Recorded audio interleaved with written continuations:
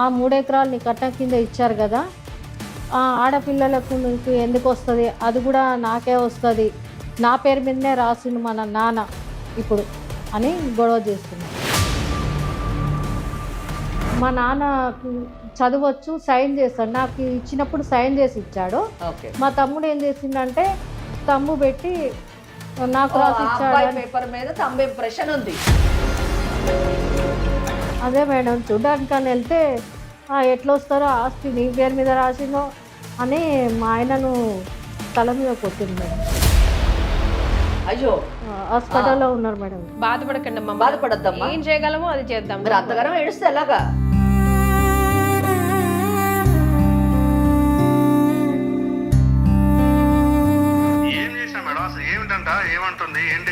ఆమె ఆస్తి గుంజుకున్నారు first point. మీకు కూడా రాసిచ్చారని దొంగ సంతకాలు పెట్టుకున్నారంట కదా, సంతకం కాస్త వేలు ముద్ర అయిందట కదా. రాసిచ్చిండు, అయిపోయింది. అప్పుడు భూమి విలువ 5 లక్షలు ఎంతో ఉండేది. అది చెల్లదు, ఏమీ కాదు, ఏదో 10 మనుషులు రాసుకుంటే అయిపోయింది మేడం. అది అదే ఎట్లా ఎలా రాయాలి చెప్పండి, మీరు చెప్పండి ఎలా రాయాలి. అది చెల్లదుగా మేడం. అట్లా అసలు చెల్లేటట్టు రాయిస్తాం మేము. అటెంప్టివ్ మర్డర్ చేసావు, కంప్లైంట్ ఇవ్వలేదు, ఇప్పుడు కంప్లైంట్ ఇప్పిస్తాం. ఆయన బాగా అవుతూ ఉన్నాడు, ఇంకా హాస్పిటల్లోనే ఉన్నాడు. హాస్పిటల్ రికార్డు ఉంది ఎవిడెన్స్గా నువ్వు తల పగిలిగొట్టినట్టు. చావు దగ్గర 100 మంది మధ్యన నువ్వు ఆయన తల పగిలిగొట్టావు కాబట్టి సాక్షులు కూడా ఉన్నారు. అదే నువ్వు కొట్టావు కదా, ఆయన నోరు జారితే నువ్వు నోరు జారు, నీ చెయ్యి ఎందుకు లేసింది? మా తమ్ముడితోని మాకు ప్రాణభయం ఉంది మేడం.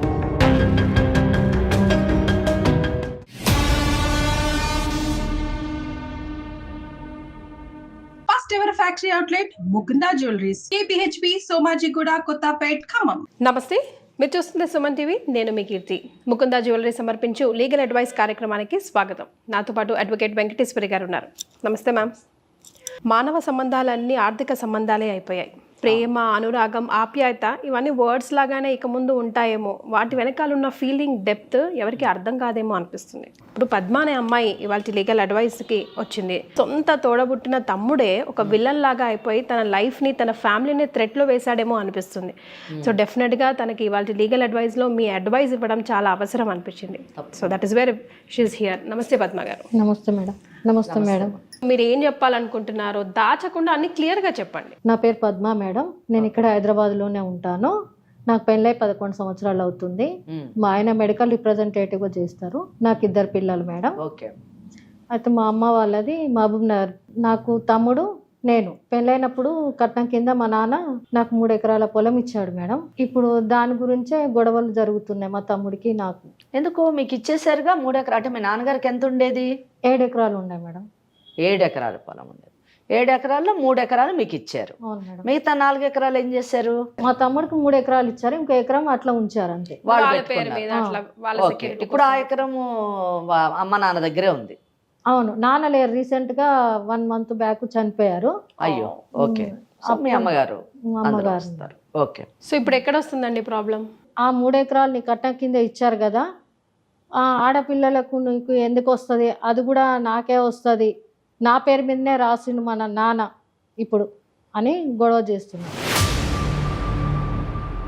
అంటే మీ నాన్నగారు మీకు పెళ్ళికి ఇచ్చినప్పుడు ఆయనకి తెలియదా ఈ సంగతి? కట్టరూపంగా ఈ 3 ఎకరాలు మీకు ఇచ్చారన్న విషయం ఆయనకు తెలీదా? తెలుసు మేడం. తెలుసు. తెలిసిన తర్వాత మరి ఇప్పుడు మీ నాన్నగారు లేరు కాబట్టి గొడవ చేస్తున్నారు. అవును మేడం. మరి మీకు రాసి ఇచ్చారా అది? మీ నాన్నగారు ఒక పేపర్ మీద రాసి ఇచ్చారు మేడం. పేపర్ మీద ఏదో రాసి ఇచ్చారు. ఓకే. అయితే ఇప్పుడు ఏమంటాడు అతను? ఇప్పుడు నాకు కూడా రాసి ఇచ్చిన దాని మీద రాసి మా తమ్ముడే వేలు ముద్ర వేసేసుకొని అది నాకే రాసి ఇచ్చిన అని చెప్తున్నా. మొత్తం 7 ఎకరాలు ఆయనకే కావాలా? అప్పుడు ఈ అమ్మాయికి పెళ్లికి 3 ఎకరాలు ఇస్తున్నాను అని చెప్పేసి అతను బ్రతికున్నప్పుడు ఒక కాగితం మీద రాసి కట్నం రూపంగా ఈ 3 ఎకరాలు ఇవ్వడం జరిగింది. కట్నం అని అన్నారు కానీ అది ఆమె హక్కు, నిజం చెప్పాలంటే ఇచ్చారు, బాగానే ఉంది. ఒకసారి ఇచ్చేసిన తర్వాత 7 ఎకరాల్లోని 3 ఎకరాలు తీసేస్తే ఇంకా 4 ఎకరాలు ఉంటాయి. 4 ఎకరాల్లోని 3 ఎకరాలు కొడుక్కి ఇచ్చాడు. ఇంకొక ఎకరం వాళ్ళిద్దరు పెట్టుకున్నారు. సరే వాళ్ళ తదనంతరం ఎవరికి వెళ్తుందో తర్వాత విషయం, అది ఆ ఇష్యూ, ఆ సబ్జెక్ట్ మన ముందు లేదు. ఓకే. కానీ 7 ఎకరాలు నాకే రాసి ఇచ్చాడు, పేపర్ నా దగ్గర ఉంది అని చెప్పడం మాత్రము సంథింగ్ ఈజ్ రాంగ్, ఏదో ఇల్లీగల్ జరిగింది, ఈ అమ్మాయికి ఏదో అన్యాయం జరుగుతుంది అన్న విషయం మనకు అర్థమవుతుంది. అదే కాక మా నాన్న చదవచ్చు, సైన్ చేస్తాడు, నాకు ఇచ్చినప్పుడు సైన్ చేసి ఇచ్చాడు. మా తమ్ముడు ఏం చేసిందంటే తమ్ము పెట్టి నాకు రాసి ఇచ్చాడు. పేపర్ మీద తమ్ము ఇంప్రెషన్ ఉంది. సొంత తండ్రిని కూడా, చనిపోయిన తండ్రిని కూడా డబ్బు కోసం, తండ్రి అంటే పోనీ చనిపోయాడు ఇంకా లేడు కాబట్టి ఏదైనా మాట్లాడచ్చు, కానీ అక్కగారు కదా, అది తండ్రి బ్రతికుండగా ఇచ్చినటువంటిది. ఇప్పుడు అక్కకు ఒక కుటుంబం కూడా ఉంది, బావగారు ఉన్నారు, 2 పిల్లలు ఉన్నారు. సరే బావగారికైనా ఆయన గౌరవం ఇవ్వాలి. వీళ్ళందరూ ఇంతమంది సాక్షులు ఉండగా ఒక కొత్త డాక్యుమెంట్ ని క్రియేట్ చేయడము, ఉన్నటువంటి అసలైన డాక్యుమెంట్ అసలు దానికి విలువే లేకుండా మాట్లాడడం అన్నది, అంటే చట్ట పరిధిలో ఉన్న దాన్ని చట్ట విరుద్ధమైన దాంతో కొట్టాలి అని అనుకోవడం అన్నది చాలా ధైర్యానికి సంబంధించినటువంటి విషయం. అయితే ఈ గొడవలు 2 years చనిపోక ముందు నుంచే జరుగుతున్నాయి మేడం. అంటే 2 years మీ నాన్నగారు అనారోగ్యంగా ఉండినారు. అవును మేడం. అంటే మీరు ఆయన ఆరోగ్యం బాగాలేనప్పుడు వెళ్తూ ఉండేవారా? మధ్య మధ్యలో వెళ్తూ ఉండేవారు. అప్పుడు ఈ గొడవలు జరుగుతుండే ఆస్తి గురించి. అంటే మీ నాన్నగారు బ్రతికుండగానే ఆయన అనారోగ్యాన్ని అదునుగా తీసుకొని అప్పుడే మొదలు పెట్టాడు. అవును మేడం. మరి మీ నాన్నగారు ఏమనేవారు అప్పుడు? కూతురికే ఇచ్చిన కదా కట్నం కింద, దానికే ఇచ్చిందా, దానికే పోతుంది, నీకెట్లా వస్తుంది రా అని అనేవాడు. అంటే ఒకటి, తండ్రికి కాస్త జ్ఞానం ఉంది ఆయనకి, సో చదువుకున్నవాడు కాబట్టి చట్టం పైన కాస్త ఆయన అవగాహన ఉండి ఉండొచ్చు. ఇక్కడ మనకి తండ్రి విషయాన్ని తీసుకుంటే అతని వైపు మనం ఏ విధంగా కూడా తప్పుగా చూసేటటువంటి అవకాశం లేదు. న్యాయబద్ధంగా ఉన్నటువంటి తండ్రి ఇచ్చినటువంటి ఆస్తిని అన్యాయంగా కొట్టేయాలి అనేటటువంటి తమ్ముడు గురించి ఇక్కడ మనము మాట్లాడాల్సినటువంటి విషయం. నాన్నగారు చనిపోయిన తర్వాత చూడ్డానికి వెళ్ళినాం మేడం. చూడ్డానికి వెళ్తే కూడా రానివ్వలేదు మేడం. అదేంటి, మీరు కూతురు కదా, చూడ్డానికి కుటుంబంలో ఒక భాగం కదా, అంతర్భాగము. మీ తండ్రి చనిపోయినప్పుడు మీరు అక్కడ ఉండి అన్ని చేయాల్సినటువంటి పరిస్థితి, మీ భర్త కూడా అక్కడ ఉండాల్సినటువంటి పరిస్థితి, పిల్లలతో సహా. ఆయన ఎవరు రానికపోవడానికి? అదే మేడం, చూడ్డానికి అని వెళ్తే ఎట్లా వస్తారో, ఆస్తి నీ పేరు మీద రాసినో అని మా ఆయనను తల మీద కొట్టింది మేడం. అయ్యో, హాస్పిటల్లో ఉన్నారు మేడం. ఇప్పుడు హాస్పిటల్లో ఉన్నారా? అవును మేడం. ఈయన కొట్టినందువల్ల? అవును మేడం, తల మీద కొట్టిండు, హాస్పిటల్లోనే ఉన్నారు. అంత సీరియస్ గా జరిగింది గొడవ? అవును మేడం. ఈ చావులోనే? అవును మేడం. మీ నాన్నగారు చనిపోయి ఎంతకాలం అయింది? 1 month అయింది మేడం. బాధపడకండి అమ్మా, బాధపడద్దమ్మా, ఏం చేయగలమో అది చేద్దాం. మీరు అంతగానం ఏడుస్తే ఎలాగా? మీ తమ్ముడు పేరు? నరసింహ అంట. అదే, మీ వాళ్ళకి పిల్లలు ఉన్నారుగా మీ తమ్ముడికి? మీ భర్త పరిస్థితి ఎలా ఉందమ్మా హాస్పిటల్లో? ఇప్పుడు పర్వాలేదు మేడం, ఇప్పటికి 4 లక్షలు అయినాయి. ఓ, 2 నెలల రోజుల నుంచి, అంటే చాలా సీరియస్ కేసే కదా. వెళ్ళొచ్చు, డిశ్చార్జ్ చేస్తామని అంటున్నారు మేడం. కానీ ఇక మీరే ఏమన్నా న్యాయం చేస్తారని నేను ఇక్కడ దాకా వచ్చిన మేడం. అంటే ఏ విషయంలో మీకు న్యాయం కావాలి? మా తమ్ముడితోని మాకు ప్రాణభయం ఉంది మేడం. మాకు బ్లాక్మెయిల్ చేస్తున్నాడు, ఆయనను చంపేస్తాము ఆస్తి కోసం అని. ఎట్లా వస్తావు మా ఊరికి, ఎట్లా వస్తావు నువ్వు, మామనారు కాలు పెట్టి చెప్తాను ఈ సంగతి అని అంటున్నాడు మేడం, బెదిరిస్తున్నాడు. ఇప్పుడు మా నాన్న నాకు రాసిచ్చాడు కదా మేడం. అవును, మరి రాసిచ్చినప్పుడు నాకు అతను న్యాయం జరగాలి కదా మేడం. నాకు కూడా 2 పిల్లలు ఉన్నారు. ఇప్పుడు నేను ఊరుకున్నా కానీ మా ఆయనకు రాసిచ్చినప్పుడు వాళ్ళైతే ఊరుకోరు కదా మేడం. నాకు ఇచ్చింది, తండ్రి ఇచ్చినటువంటి ఆస్తి నీకు చెందుతుందా లేదా అన్నదే చట్టానికి సంబంధించినటువంటి విషయం. ఒకటి. 2, ఇంకో విషయం నువ్వు చాలా బాగా చెప్పావు, అడిగావు నువ్వు, ఏంటంటే ప్రాణ నష్టం. అది నాకు చాలా ఇది చేసింది. కొంచెం విభిన్నమైనటువంటి కేసులు మనము డీల్ చేసేటటువంటి అవకాశము ఈ షోలో మనకి వచ్చింది అని చెప్పచ్చు. ముఖ్యంగా ఆస్తులకు సంబంధించినటువంటి కేసులు ఎక్కువగా వస్తున్నాయి, అందులో ఇది ఒకటి. ఇక్కడ మనం రక్షించవలసినటువంటిది, లేదా చట్టపరమైనటువంటి అవగాహన కల్పించవలసినటువంటిది, లేదా చట్టపరంగా మహిళలకి ఆస్తుల విషయంలోని ఎటువంటి హక్కులు ఉన్నాయి, ఆ ఉన్నటువంటి హక్కుల్ని ఏ విధంగా పరిరక్షించుకోవాలి, ఆ హక్కుల ద్వారా ఉన్నటువంటి ఆస్తిని ఏ విధంగా కాపాడుకోవాలి, ఏ విధంగా అనుభవించాలి అనేటటువంటి విషయాలపైన మనము అవగాహన కల్పించాల్సినటువంటి కేసు ఇది నిజం చెప్పాలంటే.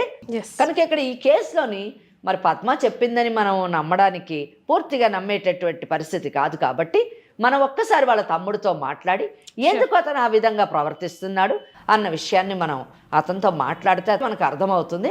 పద్మ ఫోన్ కలుపుతావా మీ తమ్ముడికి? మీ ఫోన్తో చేయండి మేడం. ఓకే సరే. 9866.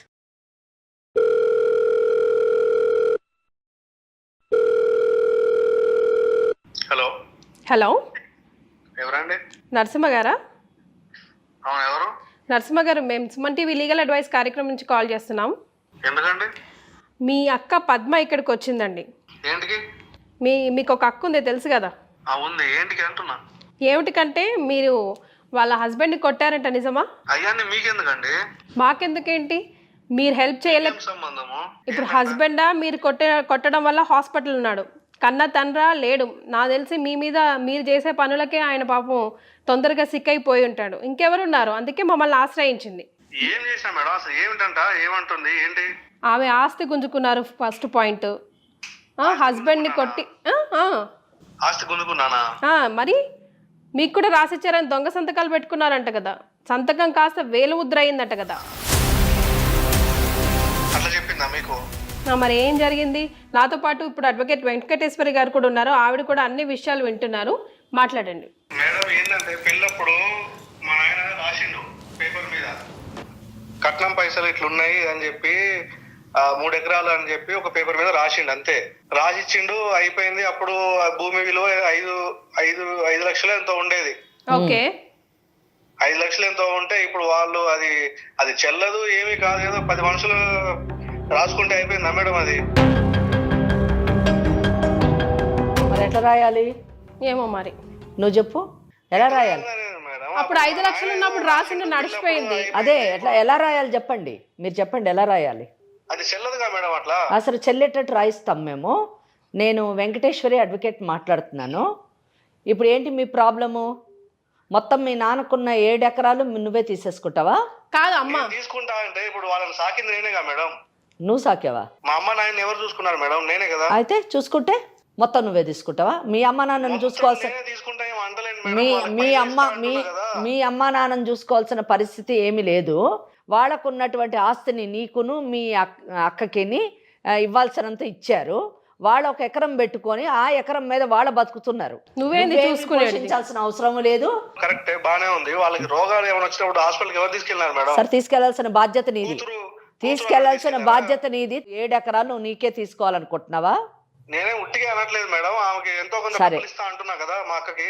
ఎందుకు ఎంతో కొంత నువ్వెందుకు దానం చేయడం? ఆమె తీసుకొని కాదు మేడం, అది భూమి అప్పుడు మా నాన్న రాసినప్పుడు 5 లక్షలు ఉండేది. 5 లక్షలు ఇస్తా అంటావు. నేను ఇప్పుడు దానికి 2 రెట్లు కల్పిస్తా అంటున్నా కదా. ఇప్పుడు ఎన్ని రెట్లు ఎక్కువైంది అది చెప్పు. ఇప్పుడు దాని కాస్ట్ ఎంత చెప్పు.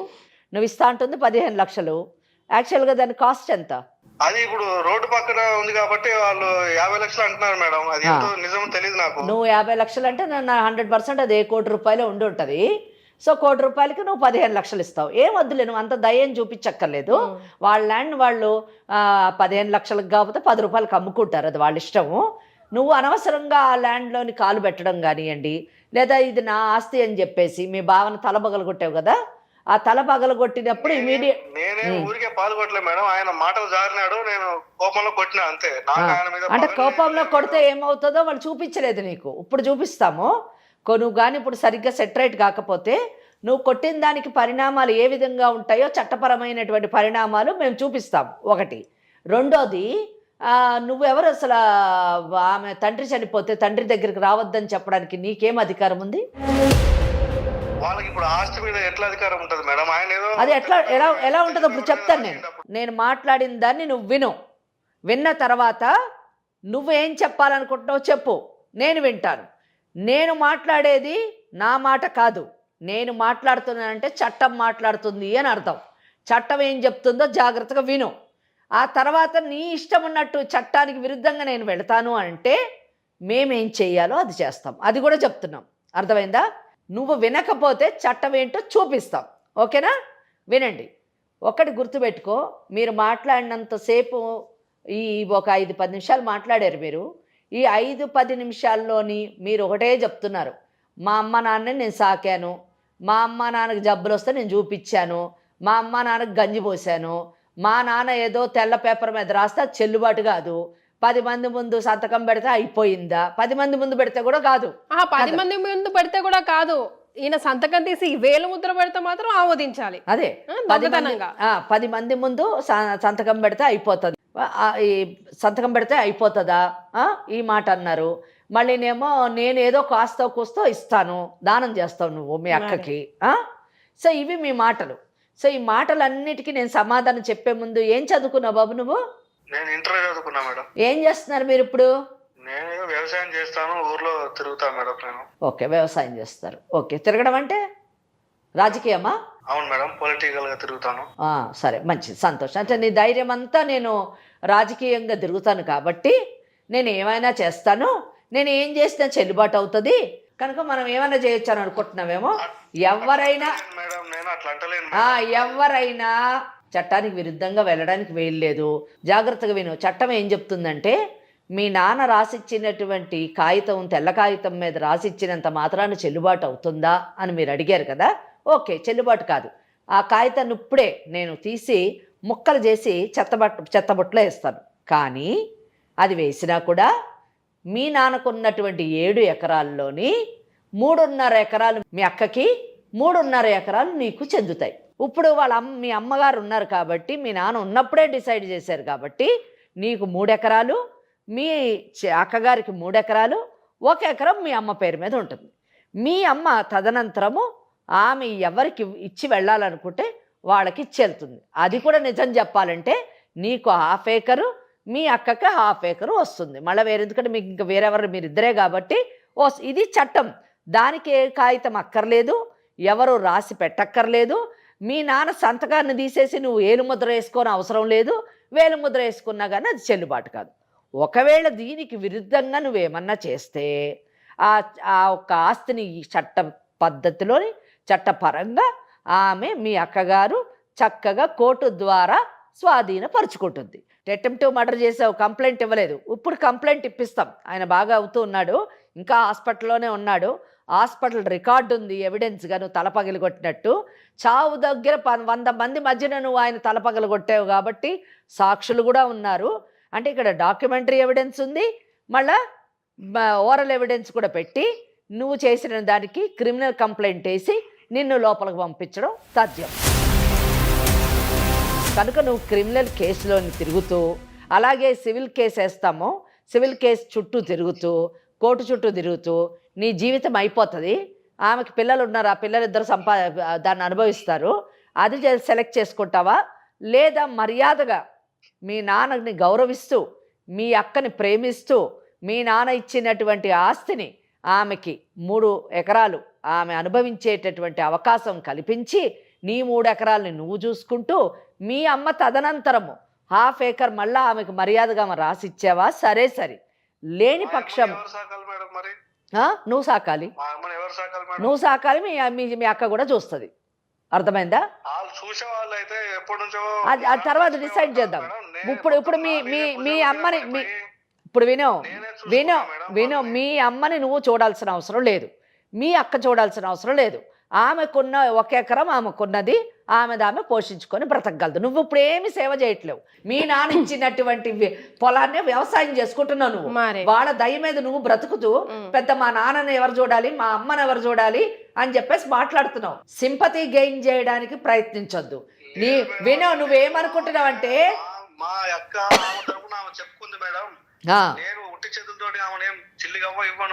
నువ్వు ఇవ్వద్దు. నువ్వెవరు ఇవ్వడానికి?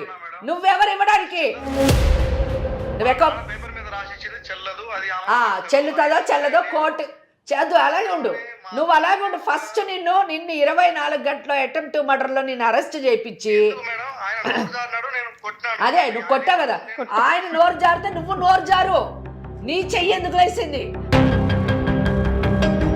ఆయన నోరు జారితే నువ్వు నోరు జారాలి. నువ్వు చెయ్యి ఎందుకు లేసి ఆయన తల పగలు కొట్టావు?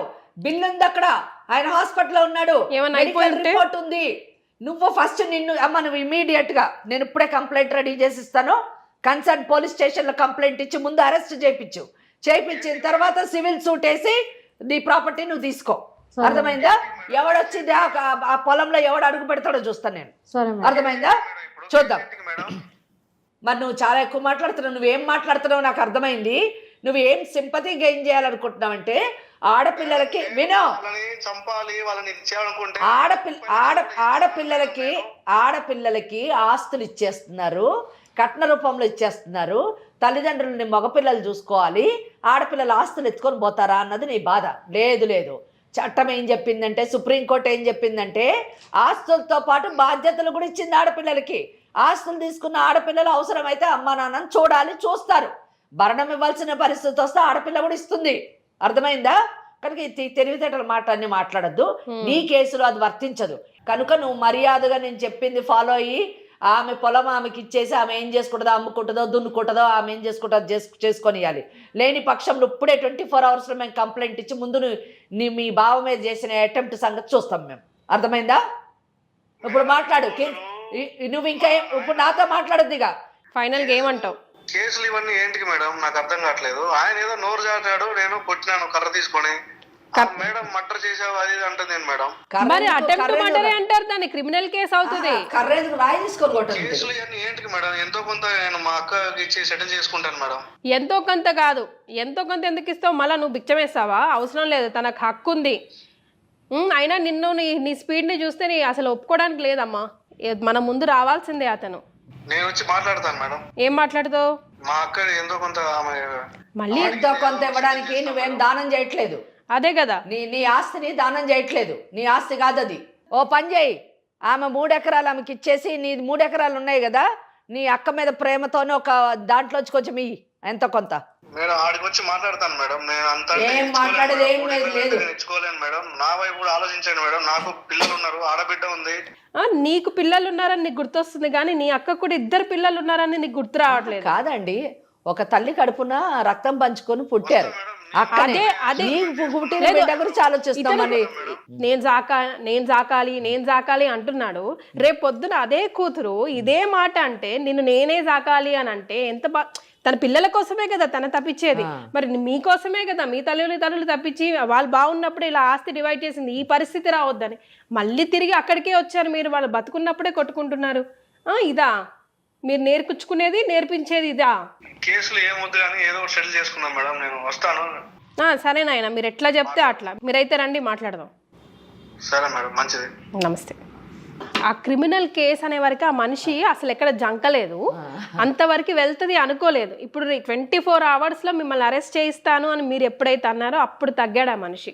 ఒకటే, రేపు ఇక్కడికి వచ్చిన తర్వాత ఆ 3 ఎకరాలు నీకు ఇచ్చి, మీ తల్లి తదనంతరము 1/2 ఎకర్ కూడా నీకే వస్తుందమ్మా. ఆ 1/2 ఎకర్ 3.5 ఎకరాలు నీకు చెందేటట్టు డాక్యుమెంట్ రాసి సంతకం పెట్టి ఇచ్చాడా? సరే, చట్టపరంగా అయితే అన్ని హక్కులు నీ పైపోన్నాయి. ఒకవేళ రాయని పక్షంలోని, అజ్యూమింగ్ ఫర్ ఎ మినిట్, తల్లిదండ్రులు సాకిరా కానీ అది చెప్పుకునే విషయం కాదు కదా. తల్లిదండ్రులను చూసుకోవాల్సిన బాధ్యత ప్రతి బిడ్డది. ఆస్తి ఇచ్చినా ఇవ్వకపోయినా అది ప్రతి బిడ్డది. అది తల్లిదండ్రుల హక్కు, బిడ్డల యొక్క బాధ్యత అది. ఇక చట్టపరంగా వచ్చినప్పుడు రేపు ఒప్పుకోకపోతే గానీ, అమ్మ నువ్వు చక్కగా సూట్ ఫర్ పొజిషన్, అంటే పొజిషన్లో ఇప్పుడు అతనే ఉన్నాడు, కాగిత పరంగా ఈమెకి ఇచ్చారు, హక్కు ఈమెకుంది, టైటిల్ ఈమెకుంది, కానీ పొజిషన్లో అతనే జాగు అది చేస్తున్నాడు కాబట్టి పొజిషన్ తీసుకోవాలి. సూట్ ఫర్ పొజిషన్ అంటే ఇక్కడ సూట్ ఫర్ డిక్లరేషన్ వేయక్కర్లేదు. ఈ ఆస్తి నాది డిక్లేర్ చెయ్యండి అని అడగాల్సిన అవసరం లేదండి. ఆటోమేటిక్ తండ్రి పోగానే ఆటోమేటిక్గా బిడ్డలిద్దరికి ఇంటెస్టేట్ కాబట్టి ఇద్దరికి వచ్చేస్తుంది, ఆటోమేటిక్గా వస్తుంది. అదే ఇంటెస్టేట్ అంటే డాక్యుమెంట్ ఏదన్నా ఉండి ఉంటే, ఈ 7 ఎకరాలు నేను పలానా దానయ్యకి ఇస్తానంటే దానయ్య తీసుకొని వెళ్ళిపోతాడండి, ఒకవేళ అతను పిత్రార్జితం అయితే. అదే యాన్సిస్ట్రల్ ప్రాపర్టీ అనుకోండి, ఏవి డాక్యుమెంట్ ఉన్నా లేకపోయినా వీళ్ళకి సరి సమానంగా వచ్చేటటువంటి ఉంది. ఇక్కడ మొన్నటి మటుకు డౌట్ ఉండింది, సక్సెషన్ యాక్ట్ అమెండ్మెంట్ చేయనంత మటుకు, మార్పు చేయనంత మటుకు మగపిల్లలకే చెందాలా, ఆడపిల్లలకి ఎంత ఇవ్వాలా వద్దా, ఇవన్నీ డౌట్స్. వీటన్నిటికీ ఫుల్ స్టాప్ పెట్టింది సక్సెషన్ యాక్ట్. మగపిల్లలకి ఎంత చెందుతుందో ఈక్వలే ఆడపిల్లలకు కూడా చెందాలి అన్నది క్లియర్, ఒకటే లైన్ ఫార్ములా. సో ఈ అమ్మాయికి ఆస్తిలోనే ఈక్వల్ రైట్ ఉంది, ఆ అబ్బాయితో పాటు తమ్ముడితో పాటు. కానీ పొజిషన్లో అతను ఉన్నాడు కాబట్టి సూట్ ఫర్ పొజిషన్ అంటే ఆ పొజిషన్ రికవరీ పొజిషన్ తీసుకొని అందులోనే ఇంజంక్షన్, మళ్ళీ వాడు అసలు అందులో అడుగు పెట్టకుండా కోర్టు ఇంజంక్షన్ కూడా ఇస్తుందండి. ఇది ఒక సివిల్ కేసు వేసుకోవాలి. రెండోది, భర్త మీద అటెంప్ట్ చేశారు కాబట్టి ఇమీడియట్లీ క్రిమినల్ కంప్లైంట్ ఇచ్చేసి వాడిని అరెస్ట్ చేయించడానికి ట్రై చేయాలి. క్రిమినల్ కంప్లైంట్లోని ఆ కంప్లైంట్ డిసైడ్ అయిన తర్వాత శిక్ష కూడా పడుతుంది. మీకు అర్థమైంది అనుకోండి నేను చెప్పేది ఏంటంటే, చట్టపరంగా అతనికి ఎంత వస్తుందో మీకు కూడా ఈక్వలీ అంతే వస్తుంది. మీరు భయపడాల్సిన అవసరం లేదు. మీ నానిచ్చినటువంటి కాగితం కూడా అవసరం లేదు, కానీ ఆ కాగితం 100% మీకు ఉపయోగపడుతుంది. ఓకేనా? సో మీరేం వరి కాకండి. రేపు వచ్చినప్పుడు చాలా గట్టిగా చెప్తాము, అతనికి అర్థమయ్యేటట్టు వివరిస్తాము, ప్రయత్నిస్తాము. విన్నాడా? సరే సరే, ఇక్కడే సెటిల్ అయ్యి చక్కగా హ్యాపీ ఎండింగ్ అవుతుంది. వినకపోతే మాత్రం కోర్టుకి వెళ్ళాలి. సరేనమ్మా, రేపు వచ్చినప్పుడు ఒకసారి మాట్లాడదాం. రేపు సెటిల్ అవుతుందిలేండి, కేసు 100% అవుతుంది.